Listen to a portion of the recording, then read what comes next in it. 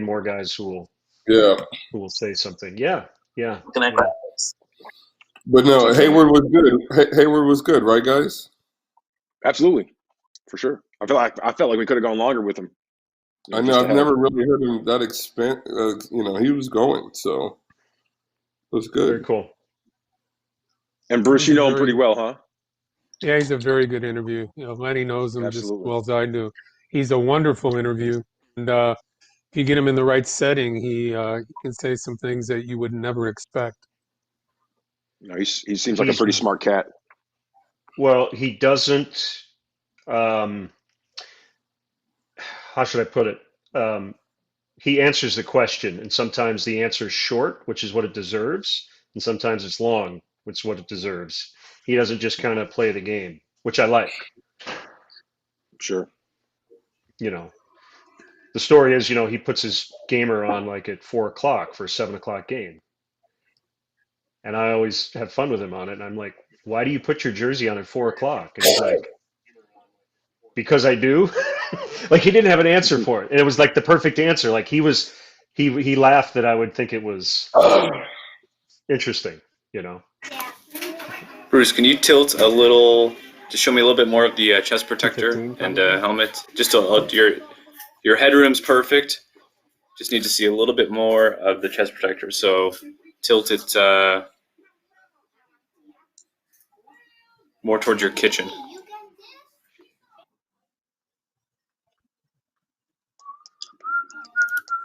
You got it. Thank you. And then just slide a touch to your left now, and you're all set.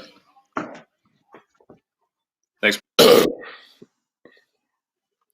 You also get the feeling with Hayward that he's one of those guys who's like truly appreciative of like everything that he's been given, especially the contract and so forth. So he just seems like a genuinely good dude. So no, he does. Yeah, for sure. I was able to talk to him just for a short time at down in Arizona at spring training, and I mean he was a cool cat, man. Yeah, seems like that. He was well raised. Hi guys, I'd be a good dude too if I got $20 million as a signing bonus. Here, sign your name. Oh, you and your money. You and money. It's all money. about the money, Bruce. Come on. Stop paying your agent 5%, would you? It's 3%. Oh well, you got him down. We have a term for Jeez. that. Yeah, how's my girl? That's got out of a windstorm. 3%. That sounds terrific. No, there's not 3%. Real quick, guys. So I sent you guys the Snell shot. Did you guys all hear it?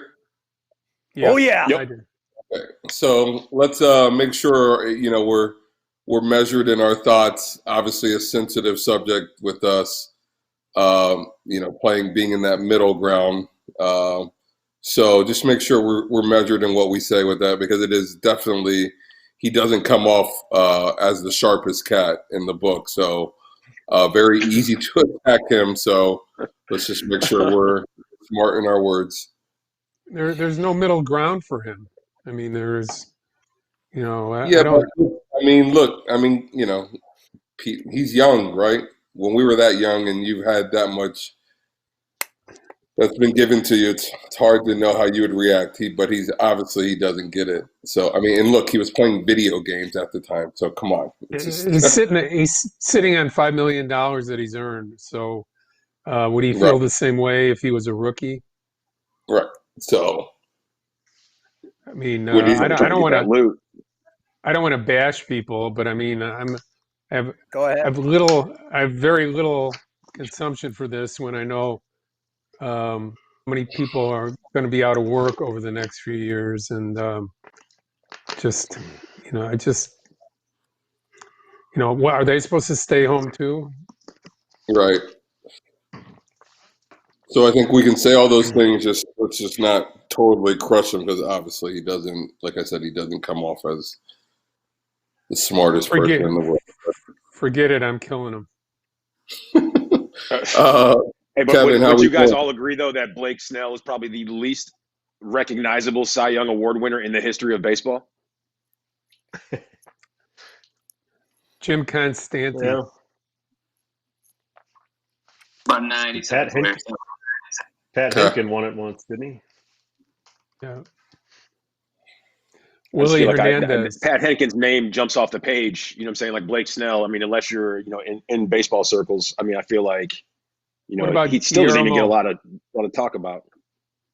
What about Guillermo Hernandez? That one doesn't. And he was How long MVP ago was too. that? What year was that? 84. Yep. He won both. Yeah. He didn't deserve either. MVP and Cy Young. Yeah. Who was the last one to do that? Verlander, last one to do that? Yeah, I think Yep. so. Ooh, Miller just said R.A. Dickey, but R.A. Dickey. No, Verlander did it. Dickey used to have a cannon.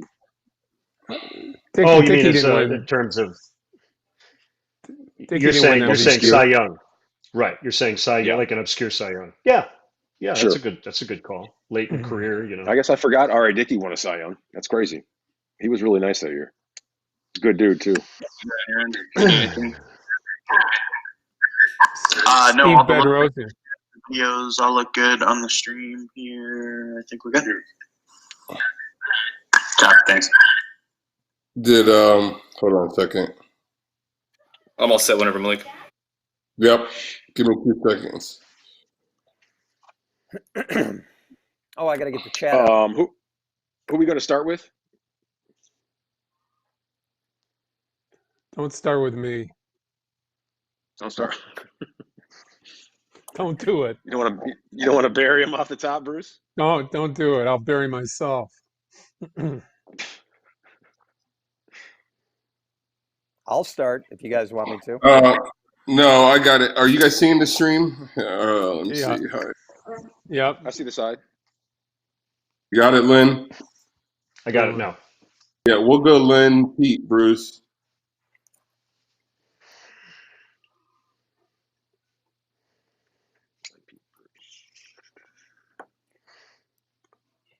Len looks very serious, guys. I'm just trying to read. Okay. He's a very serious man. Serious dude. We just had a long conversation about should he cut his hair off or should he just let it go? I have no choice at the moment. Just comb it down real close to your head with like some gel, Len. Just slick it back, Pat Riley style. Well, that's what I'm doing right now. If I let it go, I would look like John McEnroe in 1978. Johnny Mac. Kevin, you good? Just give me a call single when you're ready. I'm standing by. Okay.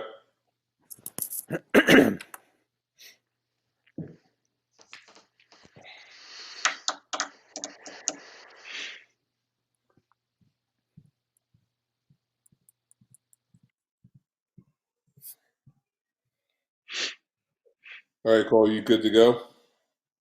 Yep. All right, here we go. All right, guys, everybody have a good show. Good energy here.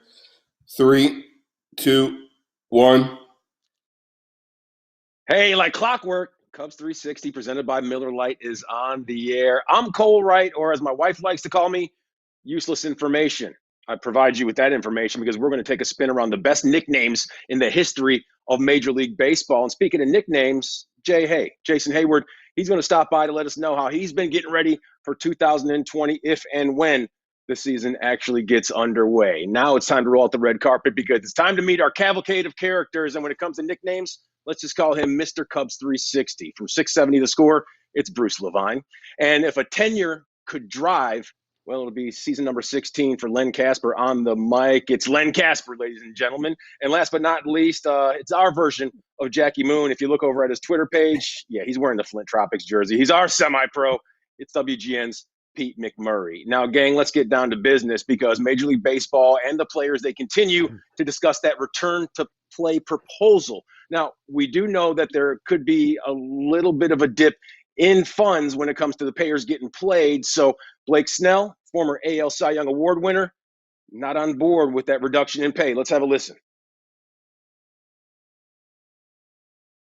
Cole, going to Lynn here first. I'll count you in 3, 2, 1. All right, guys. Now, Snell, he made those comments on his Twitch page. That's a page where people play video games and watch other people play video games. It's beyond our age bracket. But either way, Len, what do you make of what he had to say?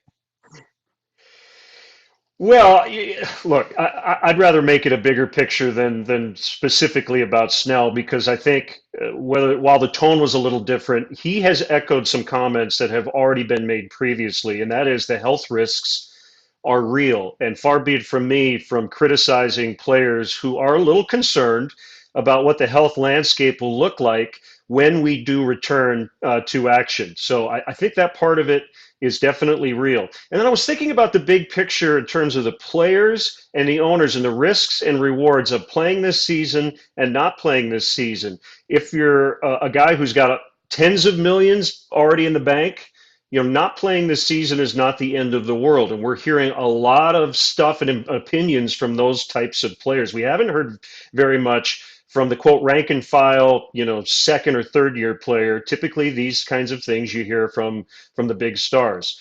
We've already seen some reports that there are some smaller franchises that financially would not be as bad off not playing a season versus having a season in which they play pay the players their prorated salaries. So, it's kind of a tricky risk reward thing, but the big picture is the risk for the industry is really awful if they don't have a season. So it is in everybody's interest to come up with a deal.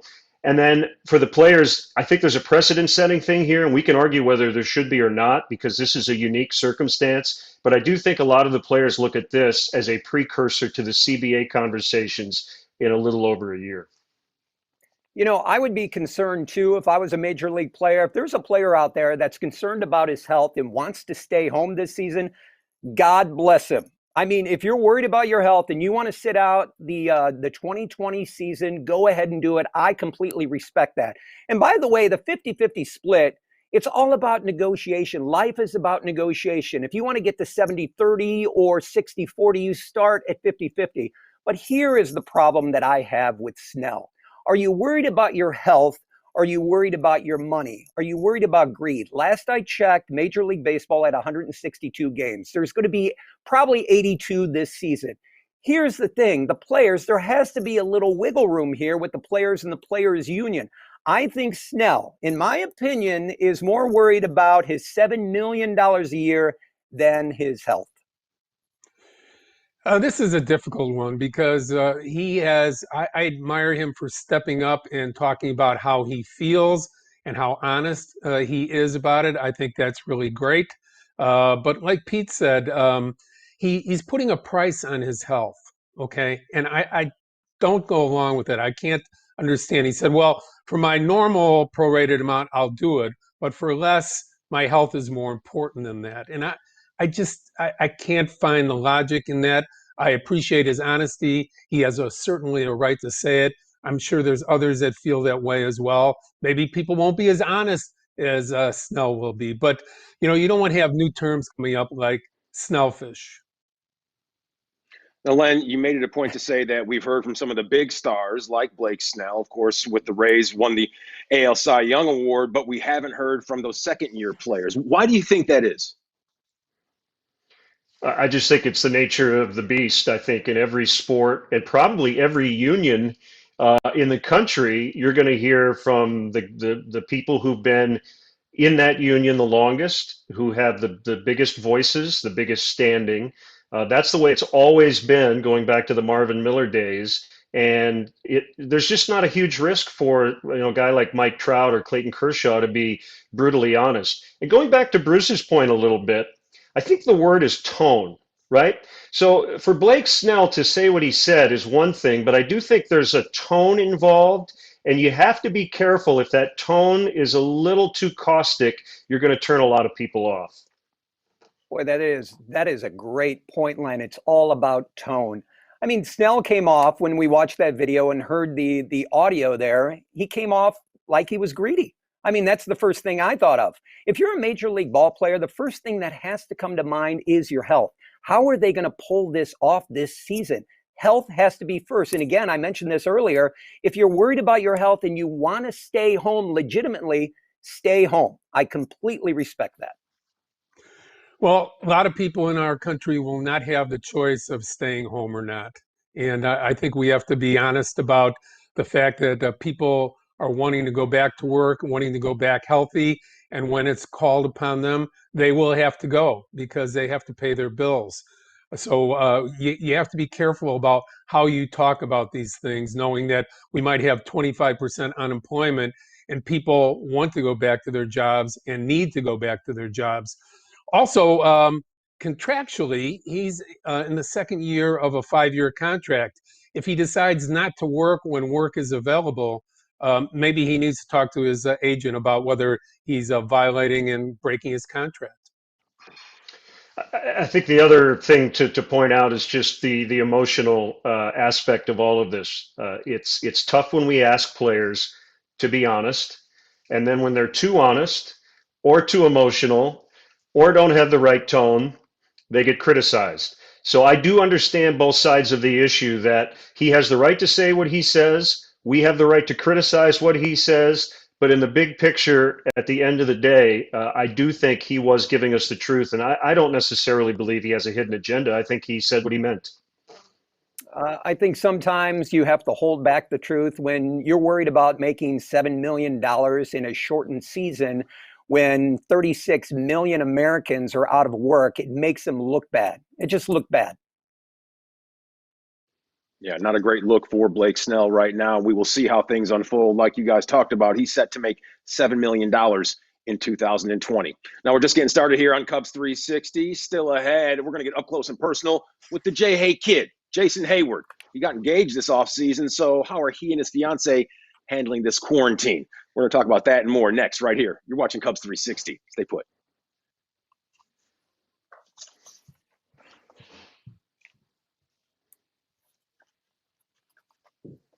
Good job, guys.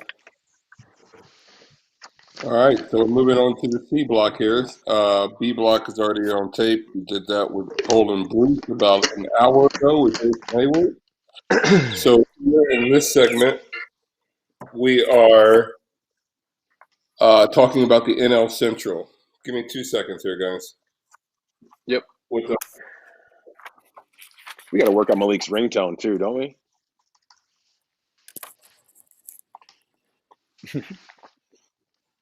Sounds like the ringtone of a Cleveland Cavaliers fan. Okay. What happened? People are saying that they want to just see after this Sunday, next Sunday, they want to see just all unedited interviews from The Last Dance. Now. Okay. All right. Hold on. Thanks. Hey, Kevin, can we do a single of Cole? Hey, Cole, can you just redo your lead into Snell, please? Just something on our end. Oh, okay. Yep. So it'd be right after the intros? Right after the intros. Just do an edit. We'll make it work. Okay. So just let me know when you're ready. Cool. Whenever you're ready.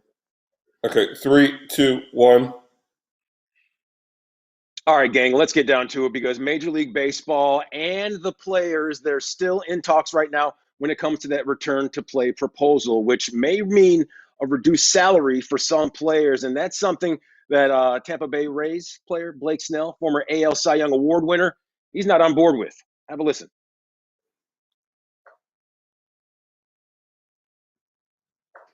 Great, thank you.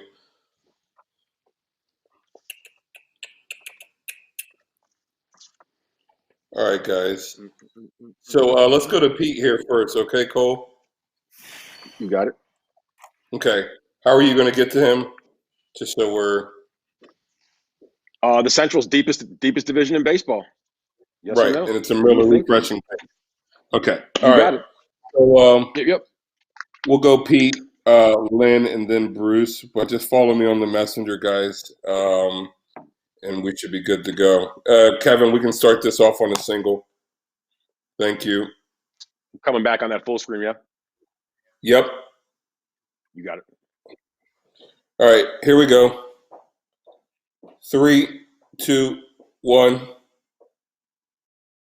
Hey, welcome back to Cubs 360, presented by Miller Lite. Now, we're more than a quarter of the way through the season, the virtual season, that is. Let's take a look at the NL Central standings because it has the Reds with a 4.5-game lead over the Cubs for first place.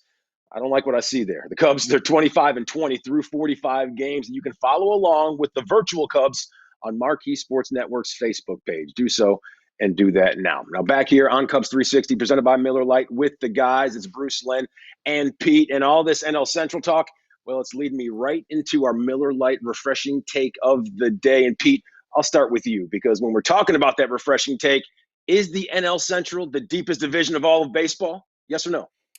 I would say, yeah, they could be up there. Absolutely. By the way, I've been watching some of the games on our Facebook page at Marquee Sports, and the players are super jacked. I mean, Lester has never looked in better shape than he has on the virtual games. The Cardinals in last place. How do you ever count out the Cardinals? Really? They have Flaherty, Wainwright returning. Reyes is healthy this year. There's no way they're going to be 15 back. I just don't believe it. They went to the NLCS last season.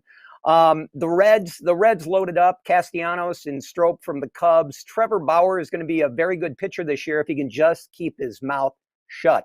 The Brewers, great team. Yelich, they picked up 2 bats in the offseason with Smoke and Garcia. Of course, the Cubs, I'm a homer. I think the Cubs are going to do it. They still have some problems with pitching. And then, of course, you have the Pirates, who are just awful. I think the division right now on paper is the second best or second deepest, is the way it was phrased. I think the American League West, with the Astros and the A's at the top. I think the Angels are kind of intriguing. The Rangers in their new ballpark. That could be a pretty deep division as well. But yes, the 4 of the 5 in the NL Central all could lay claim to first place by season's end. But in terms of the Sims season, the Baseball Reference is also doing one. In the Baseball Reference sim, the Cardinals are 27-17. In our marquee simulated season, 14-30. The Cubs are 18-27 in the Baseball Reference and 25-20 in the marquee sim. I only bring up those records to point this out. In an 82-game schedule, in the marquee sim, the Cardinals are finished, done, no chance. The Cubs are in great shape. In the Baseball Reference simulation, the Cubs are finished and the Cardinals are in great shape. So you cannot be 10 games under 500, 40-some games into an 82-game season. Yeah, I enjoy simulated games like anyone else, but how do you take into account the idea that people get injured and who are the replacements for those teams? So it's interesting. I look at it. I think it's something that's really good for people to check out, but you can't put a lot of credence into any of that at all. I mean, the Cardinals, as both guys point out, there's no way that's not going to be a contending team. They have the best pitching in the National League. They have the best bullpen in the National League. You can't discount any of that. And by the way, as far as simulating, I'm doing some simulating dating, and I'm doing very well right now. Wow, that's a bad visual right there, Bruce. Thank you for that. I love talking simulation, but you're right, Bruce. I mean, how do you take into account the injuries, or if a player goes on a streak? You just can't. I mean, it's fun to watch on our Facebook page, but other than that, just take it with a grain of salt. Until the season starts, we're not going to know. I still have my old Stratomatic hockey and basketball boxes sitting around somewhere. I did the Sherco baseball back in the mid to late 80s, and I'm all about the tabletop games. So it does bring back great memories for me of being a teenager. All right, a very talented division, no doubt about that. And it's anyone's guess who's going to win because the last 3 years, 3 different division champions. Now, there's more to come right here as we wrap things up on Cubs 360, including we all love the nicknames on the back of the jerseys during Players Weekend. We know they're sweet, but whose nickname is the clubhouse leader? We're going to debate that next right here. You're watching Cubs 360 presented by Miller Lite.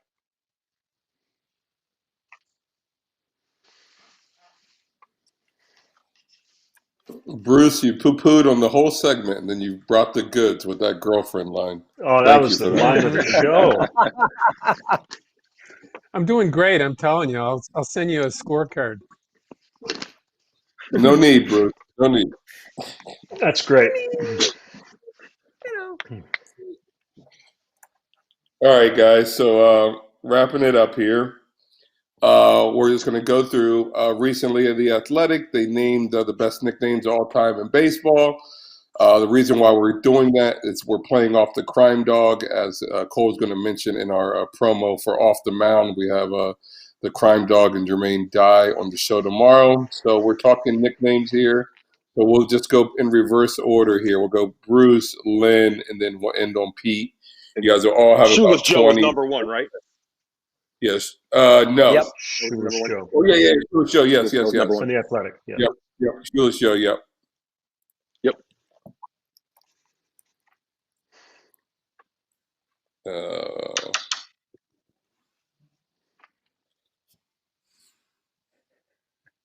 Okay. All right. You good there, Cole? Yep. So about 2 minutes total for the whole segment, guys. Who we starting with? Bruce, Lynn, and Pete.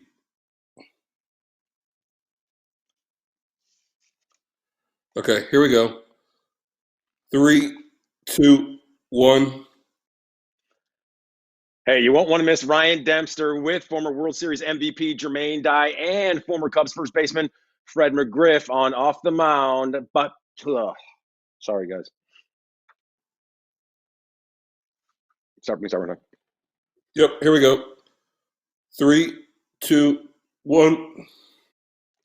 Hey, don't miss Ryan Dempster with former World Series MVP Jermaine Dye and former Cubs first baseman. That's right, Fred McGriff. It's on Off the Mound Friday, 7 p.m. right here, presented by Sloan on Marquee Sports Network. Now, guys, since we're talking about nicknames and we just mentioned Fred McGriff, the crime dog, one of the best nicknames in all the game over his 19-year career. And The Athletic, they wrote an article about the best nicknames in all of the game throughout the test of time. And number one, well, it's Shoeless Joe Jackson. So, Bruce, I'm going to start with you. What's the best nickname in all of baseball throughout time?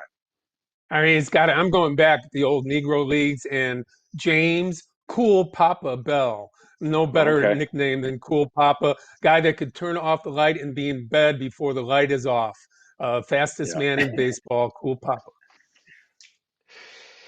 For me, currently, it's got to be El Mago, Javier Baez, the magician. And with all due respect to the big train, Walter Johnson, arguably the greatest pitcher of all time, there's only one right answer, guys. It's George Herman Ruth. And here's why. He was the Babe. He was the Bambino. He was the Sultan of Swat. He was the Colossus of Clout, among others. Anybody of that stature who had that many iconic nicknames has to be number one. I like to go old school. I mean, when you hear a nickname, you know the player right away. The Penguin, Ron Say, Sweet Lou, of course, Lou Piniella, Charlie Hustle, Pete Rose. But I grew up in Peoria, which was half Cubs and half Cardinals. My father was a Cub fan, my mother a Cardinal fan. Do you remember Al Rabowski? He was a reliever in the mid-'70s. He went by the name Mad Hungarian. The greatest nickname ever. Yes, that's my pick. Okay. All right. And Timmy and Tommy Timmons, if you watch The Sandlot, they also said the king of crash for Babe Ruth. So that's another one you can throw on that fire. But Michael Wilbon the other day was on the show, and he said Walt No Neck Williams. So I might have to go with that one as one of the best nicknames of all time. And our time here on Cubs 360 has run its course. So for everyone at Marquee Sports Network, including Bruce, Len, and Pete, I'm Cole Wright. We'll see you tomorrow. Have a good one, everybody.